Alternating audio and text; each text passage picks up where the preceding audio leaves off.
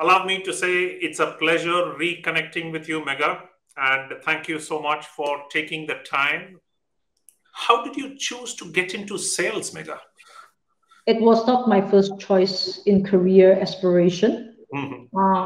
So I actually like marketing a lot, Venkat. Mhm. I my bachelor degree was in marketing. Mhm. Okay. So I like the idea of creating something and then by making people want to the product or service. I mean, that was like a long time ago. Yeah, to be frank, right? I very if I look back in my GPA, I actually got 4.0. GPA for my marketing class. Wow. So I really liked it. So why I got into sales was really when I actually joined Microsoft a Mm. long time ago. Yeah, then I was the sales leader for at that time the SMB market. That was my first area. But in the SMB play, obviously, it's a mix, to be frank, because you're doing scale, you're doing velocity. So it's a mix of marketing and sales, Right. right? I enjoyed that, and also dealing with the partners. Right.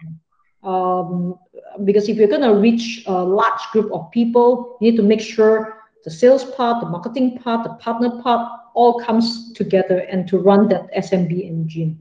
Now, so after that, as I went along, after I left Microsoft, I became the country director for DELL Indonesia. Very This nice. is a long time ago, Mm.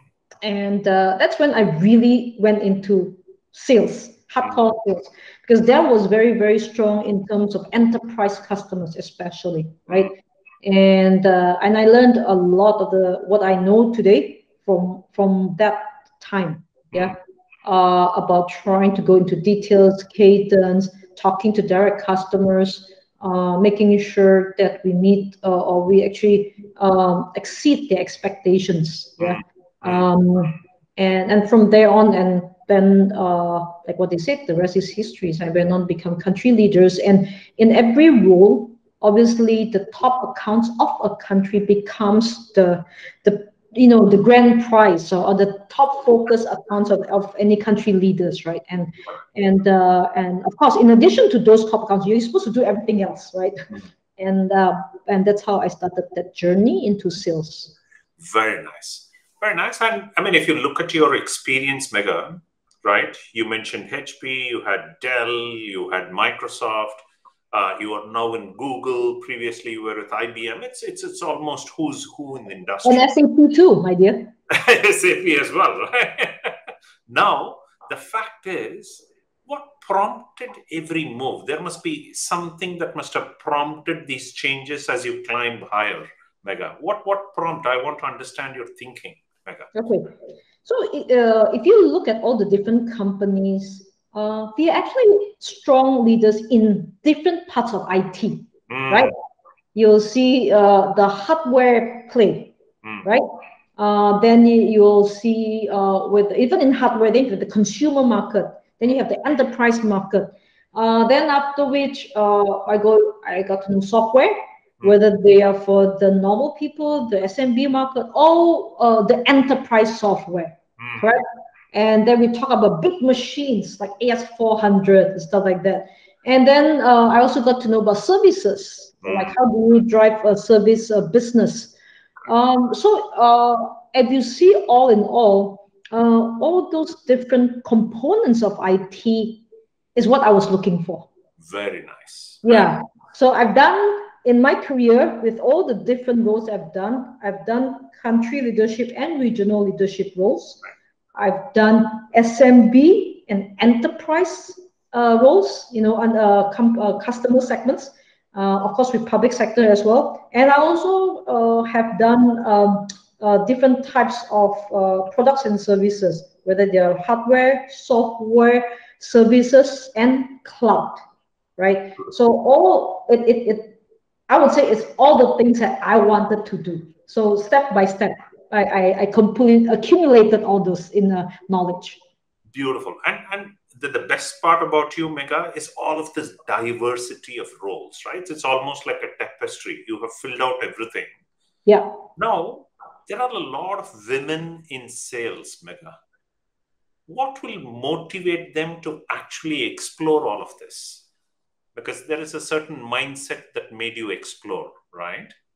How can we get more women to explore more, Mega? I think a lot of women are afraid first. Before they do anything, I'm scared. I'm not good enough for this. I'm not good enough for that. You know what I mean? You know, there's this study, right? By Lin Yi, I know, you know, who's the CEO of Facebook, right? And she wrote this book. Yeah. And I really enjoyed the book because a lot of what she said, Sheryl Sandberg said that, you know, a lot of times when the job role opens up, the men, even though they are 50% qualified for the role, they'll say, I can do it, I can do it. You know, for women, we it's we need to be 200% sure, only then we will put out our hand. Right? Statistically correct, you know. It's very interesting psychology that we experience. And so having said that, what I see that in a lot of women, they're afraid first. They're afraid I cannot do this. Without saying that it's a half glass full and half glass empty thinking.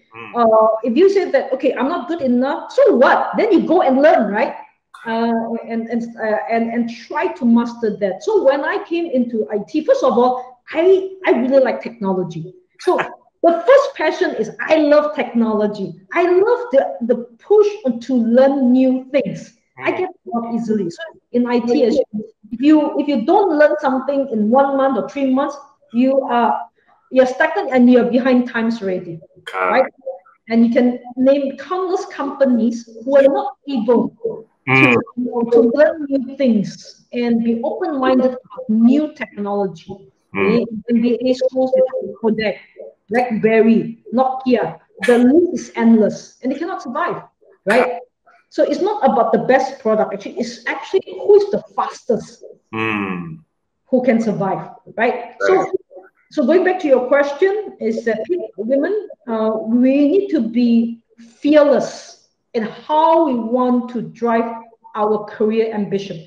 And yeah, we need to think about it because women, a lot of us are thinking, oh, let's wait for the Prince Charming. And think about always, why don't we think about what's the company that really want to do and what we want to be, and use that as a driver to chase our passion. Yeah, beautifully said. In fact, I mean, one of the things that I admire about you, Mega, is this drive. There is this passion, right?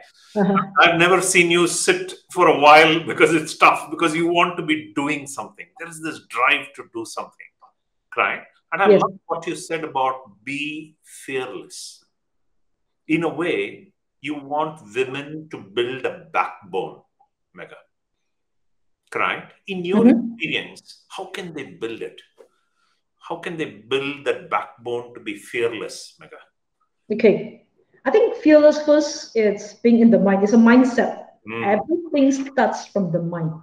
I believe that human beings, we have the ability to change our destiny.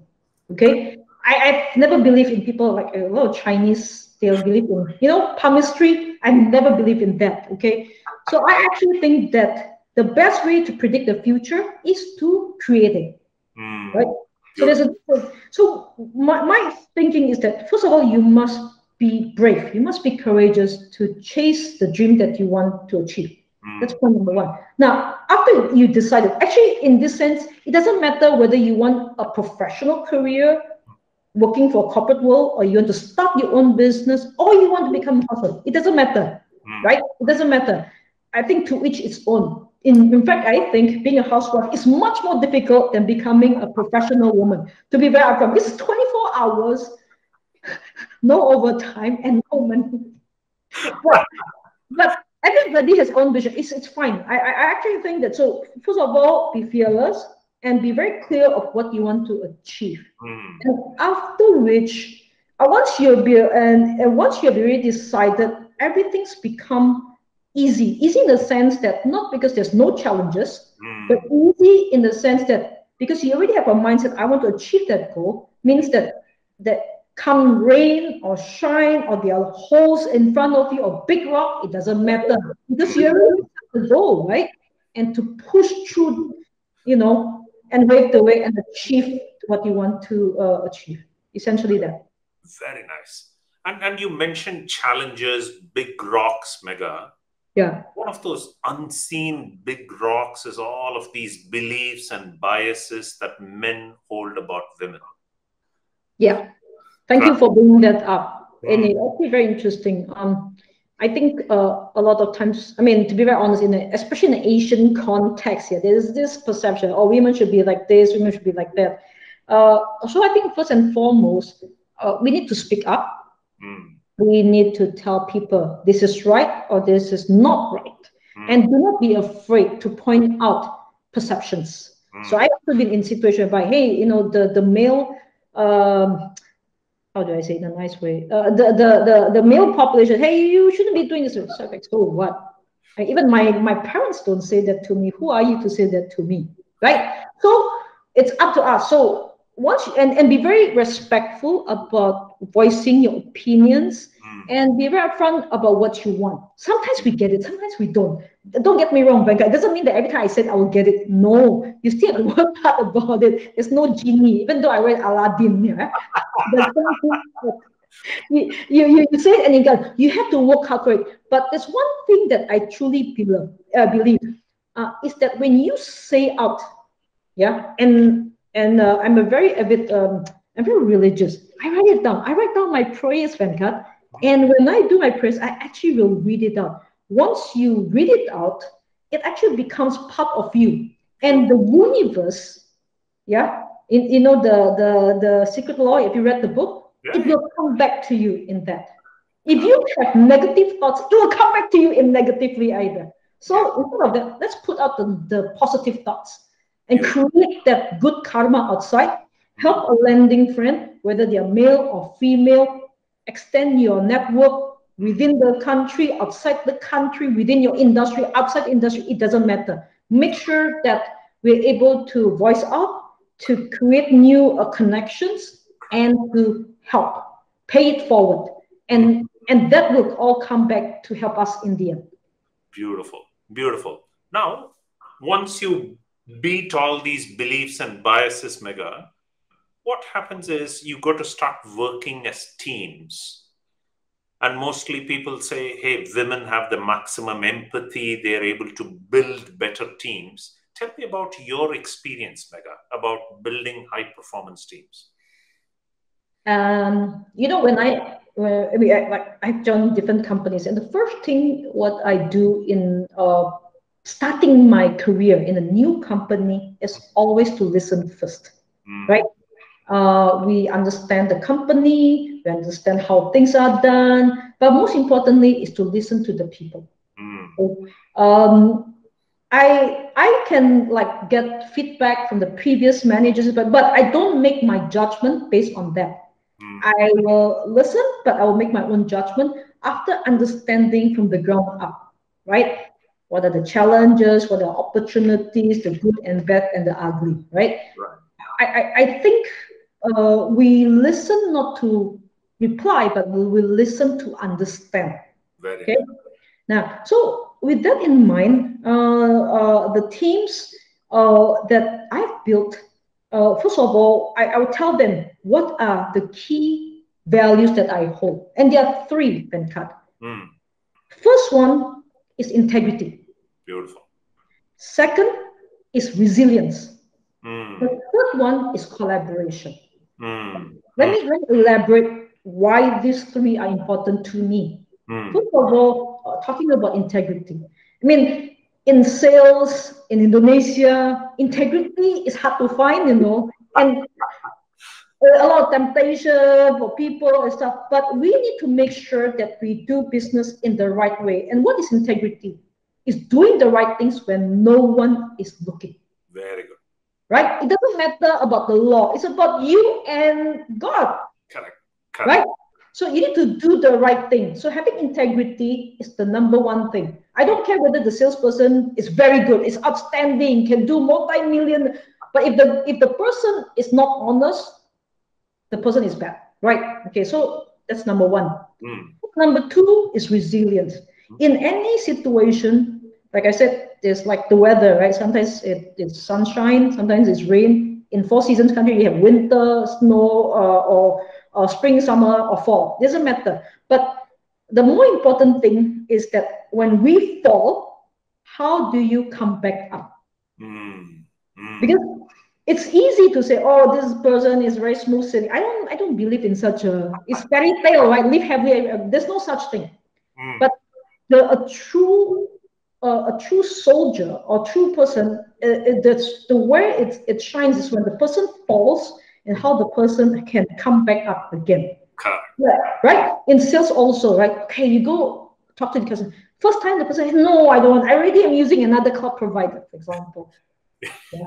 I already, I don't believe in cloud, for example. Then I say, so what? Okay, first one, don't want. Second one, okay. But the third one, and you begin to build a relationship and engagement, a right, authentic engagement with the customer, then things will change because people buy from people, right? So that's the second part. So don't be afraid at failure. I think there's also going to say sometimes you win, sometimes you learn.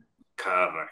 Beautiful. The second one. The third one, most important, other than integrity and resilience, the third one is collaboration. We do not work alone.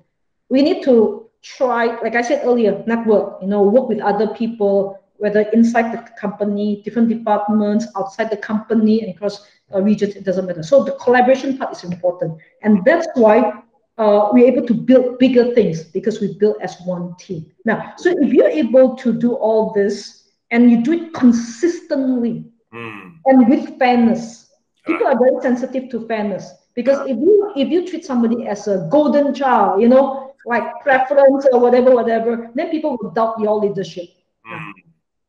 Which is why it comes back to the integrity part now. So if you're able to do those three things, in my opinion, consistently, even the worst performing team, you build the trust, you build the safety net, the team will perform very well. And I've done it again and again. Beautiful. Beautiful.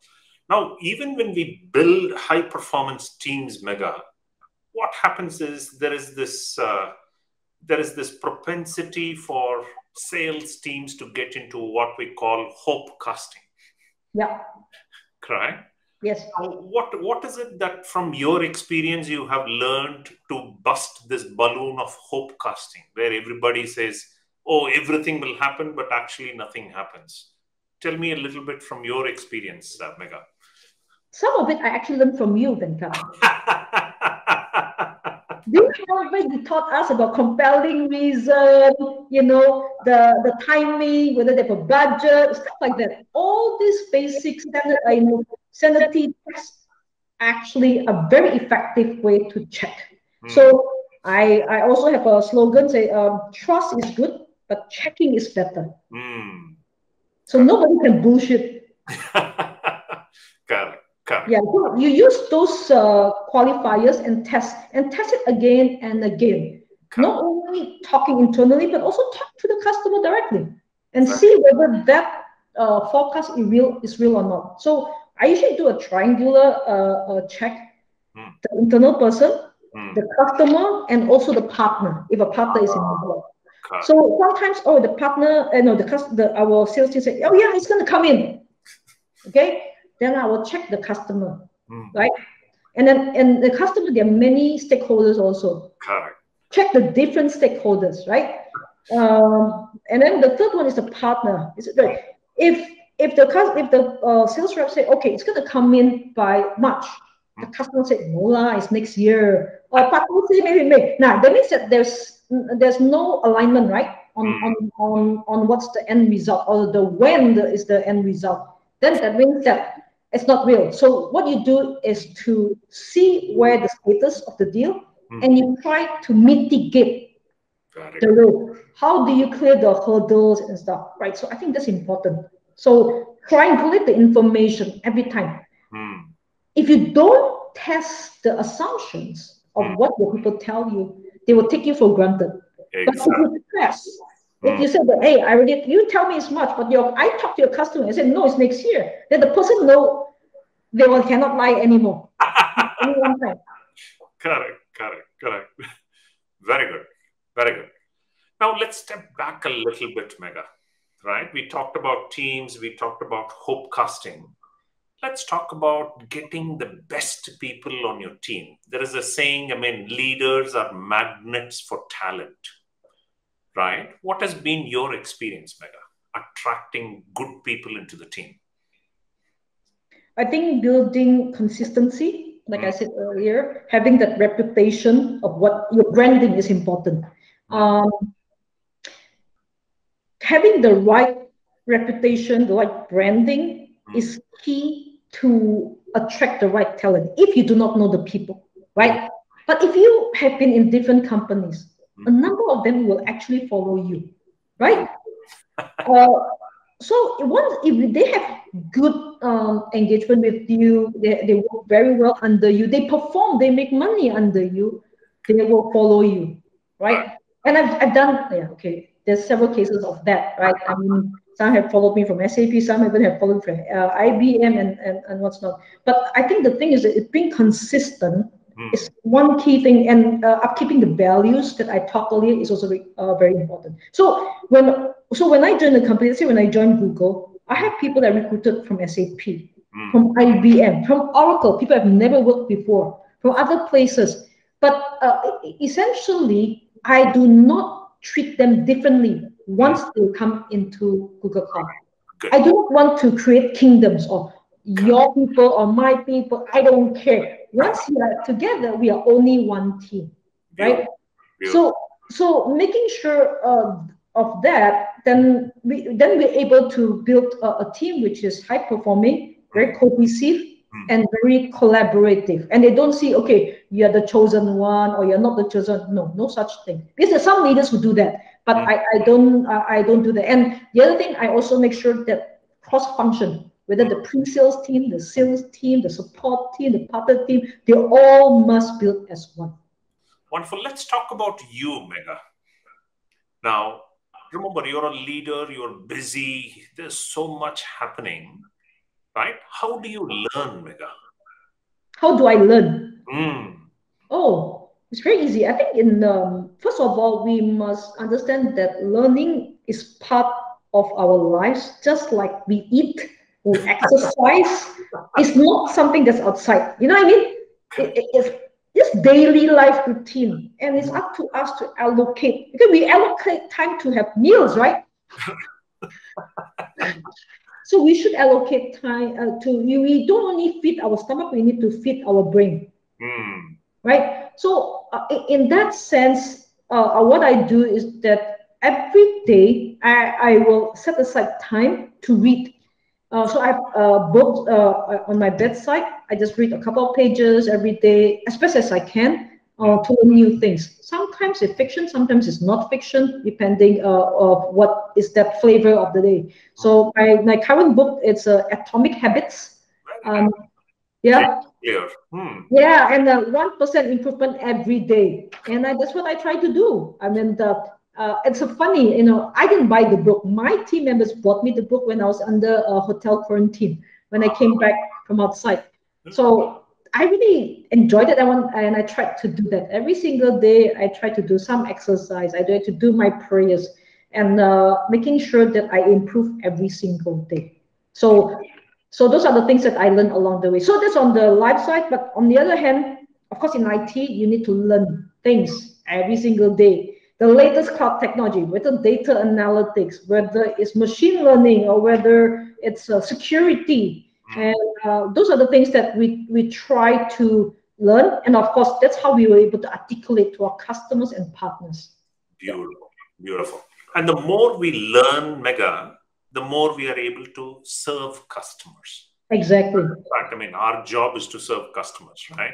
Yes. No. And if you don't learn, then how do you get all these new ideas, right? Correct. In order to share with your customers and partners. Correct.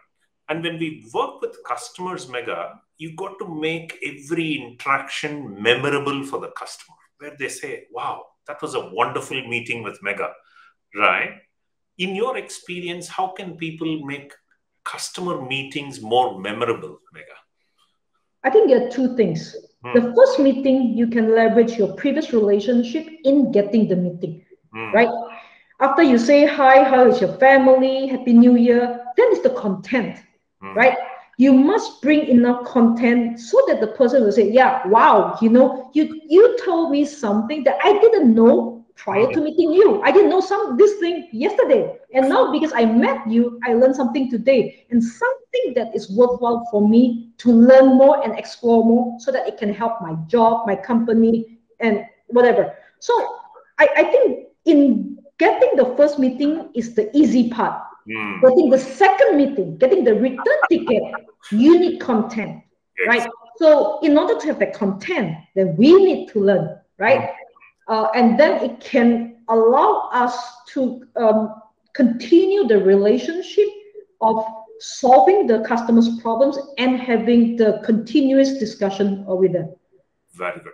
Very good. So which means if we don't learn, if we don't teach them something new, we are going nowhere.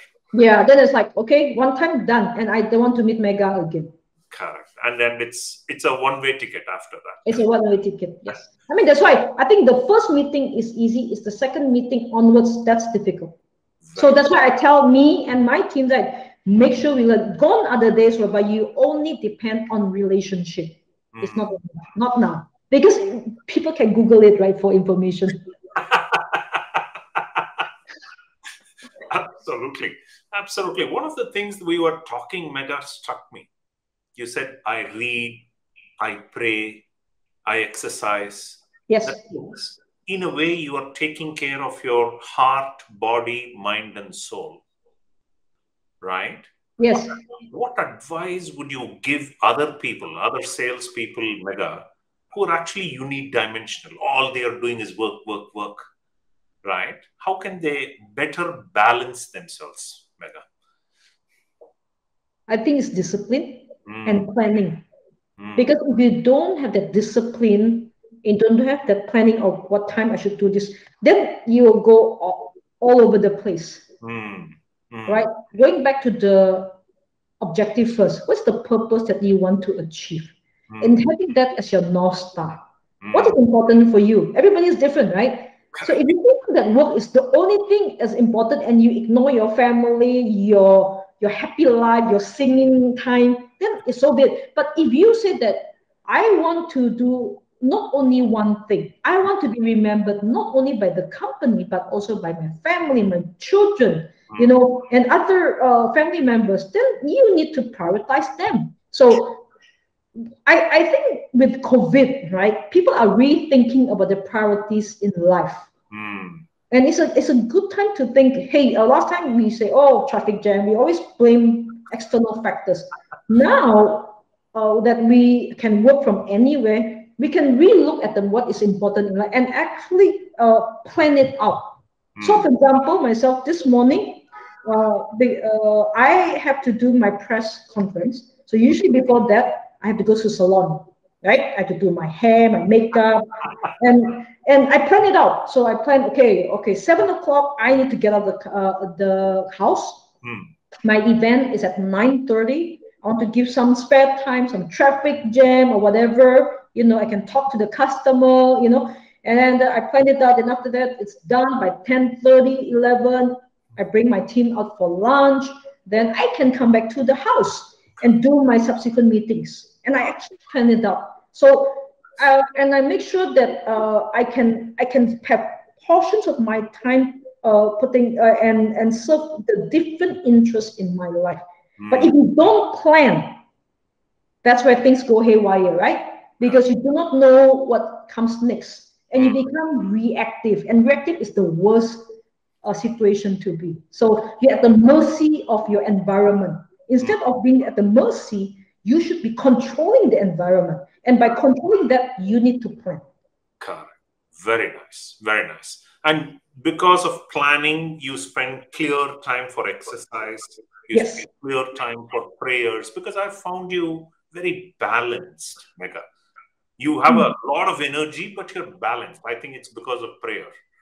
Yes, and I do that every day, Venkat. So I'm a Buddhist. I do my chanting, but in that is also part of meditation. So we have, like I said, we have good days and bad days, right? And for me, every time I go into my prayers every morning, so what my schedule is, I wake up early, I do my exercise, about an hour, right? I do treadmill, sit-ups, and after I shower, then I do my prayers, about 15 minutes or half an hour, depending on what I want to do. And then what I do as part of that is a reset of the mind. And actually very interesting. When I go into prayers, I will say that, okay, I had a bad day yesterday, all this bad stuff, but today is a new day, and today is a great day. Once we adjust our mindset, the way you outlook, and you affect the way that you think, the way you treat people, right? The way you talk to people, and it's a self-fulfilling prophecy. And you say it's a great day, let's restart the day, and then you can change your environment.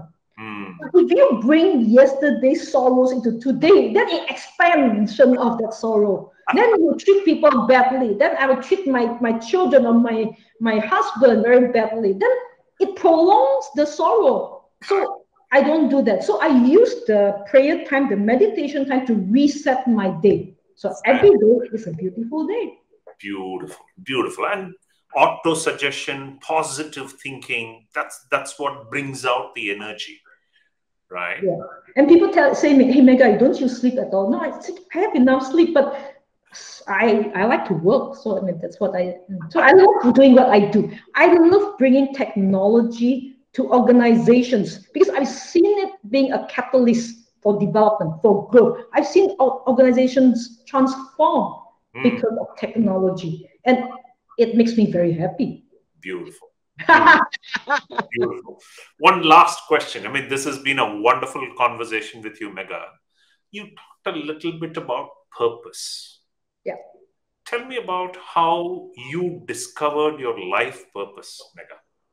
Okay. So one of the key tenets of Buddhism is to to contribute to world peace. So when I was young, I said to myself, I want to be part of contributing to world peace. And one of the things that I think, obviously technology is a double-edged sword, as we all know, correct? So I said that a lot of the wars that happened was because people had a lack of understanding. So I didn't understand what you say, and I think you meant this, and I get angry with you, and wars are created, or arguments are created because of that, right? So I thought that by helping people to communicate, by using technology to bring people closer together, that helps to the contribution of world peace. That's in my mind, honestly. So because of that, in my early days, I actually thought about technology as my purpose. Very early days. So I've been offered job opportunities in banking, in cosmetics, in food, but I didn't feel that that's my calling. Right? And I pursue in technology, even though Venkat, I did not have a degree in computer science. I did not. I have a degree in marketing, but I because I like technology, I actually make sure I learn. So I keep on learning. I try to read books on my own. I ask people, and a lot of my IT knowledge is really accumulated over the years. And because of that, I'm able to be where I am today. It's not like fantastic, I still have my ups and downs, but at least I'm happy with what I've achieved, and I'm excited to what I'm going to achieve. Beautiful, beautiful. In fact, I mean, so you're saying, hey, my purpose is actually using technology to bring the world together. Yes. Very nice. Beautiful. Beautiful. On that note, Mega, right? Allow me to say it's been an absolute pleasure speaking with you, right? I love your energy. I've told you up front, I love your energy. I love all that positivity you bring into every conversation, right? And that joy within you, right? It's wonderful to see, Mega, right? Best wishes to you, right? And may you change the world around you, Mega. One of my things that I hold very dear, if I can share with you, my motto is that with passion, you can change the world. Absolutely. Absolutely.